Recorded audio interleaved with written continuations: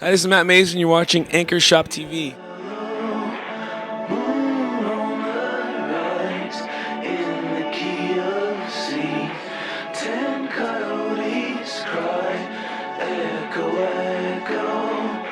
Sound on the spine of the night. Won't you take me back home?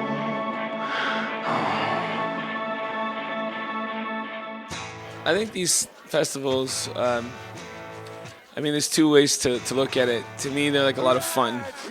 You meet a lot of old friends, and you run into all sorts of great people. Get to see a lot of great shows. I take, even if I'm sitting in some bar with some really horrible band playing in Florida somewhere or something, I always get a lot from that show. I always really learn a lot from every live show I see. Like, don't do that, or do that, or I always am very observant because it's what I do for a living.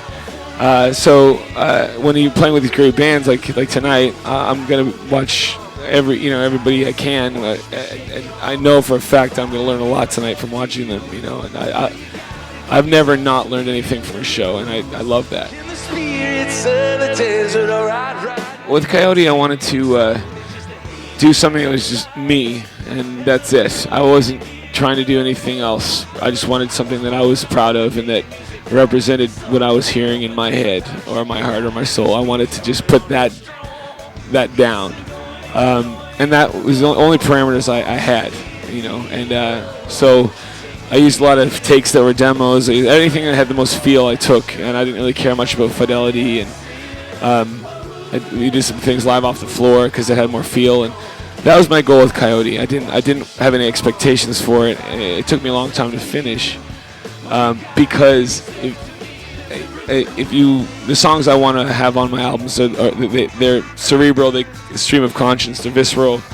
If I sit down and try to write lyrics, it's gonna suck. So it takes me a long time to compile an album of things that just come out naturally, and that was Coyote for me, and that's how there's the only way I knew how to make a record that would actually sort of purvey who I am. If a band's that good or a songwriter's that good, they're gonna get heard, and it might be a little harder, and it's sometimes frustrating seeing really great bands struggle, but that's nothing really that new. And I think ultimately I just try to stay positive about it because it's such a broader view of bands now because of these with social media and all that. It's you hear this band, hear this band, hear this band, hear this band, hear this band. It's like, and everybody gets overwhelmed.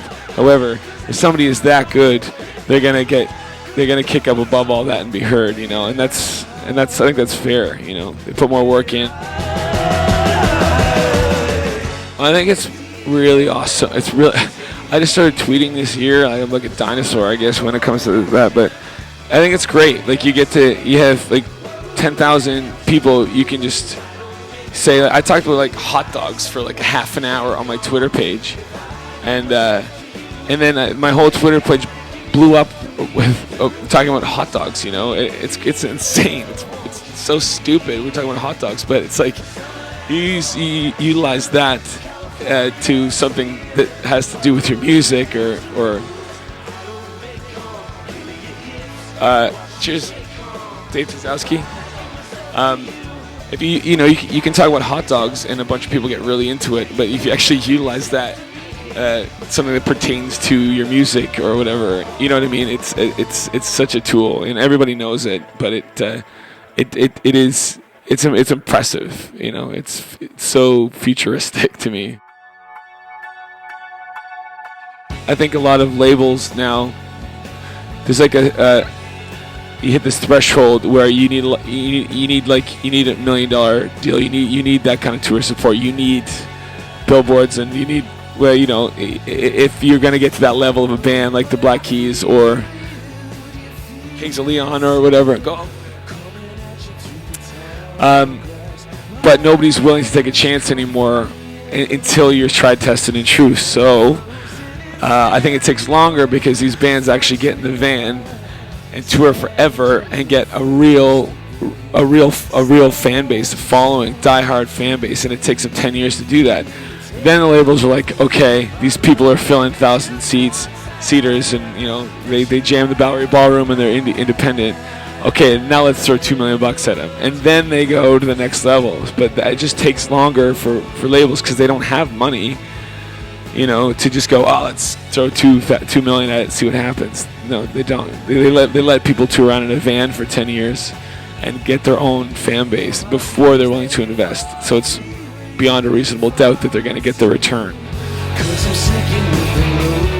I have so many. Like, my dad had an awesome record collection, and I got really, as soon as I learned how to play guitar, and then you learn GC and D on an acoustic guitar, that opens up a whole lot of, Dylan and Neil Young and CCR and JJ Cale, all that stuff. And that's sort of what I got into when I was a kid.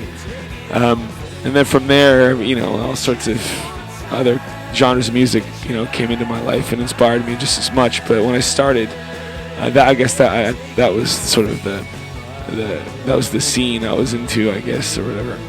It was sort of when I was younger, the 60s and 70s seemed like such a fruitful time for music. It was so like any band that was good made it. They were heard, and there were these guitar heroes, and I was obsessed with that. And I think that was amazing. It was good for a kid learning to play guitar, recording.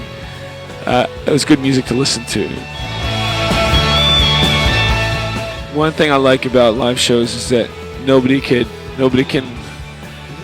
like, what happens between a performer and an audience, whatever that is, it's invisible.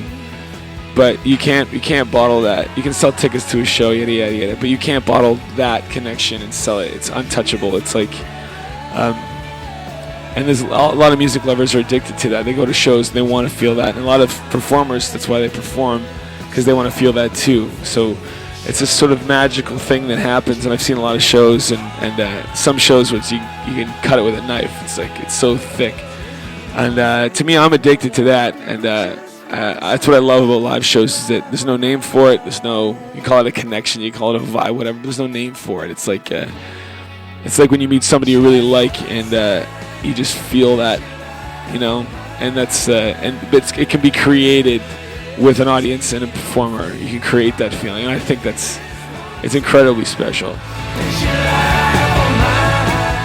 I think that's where it comes from. I have a real relationship with these people. I know them well, and they want to buy my album. They want a piece of the action, I guess.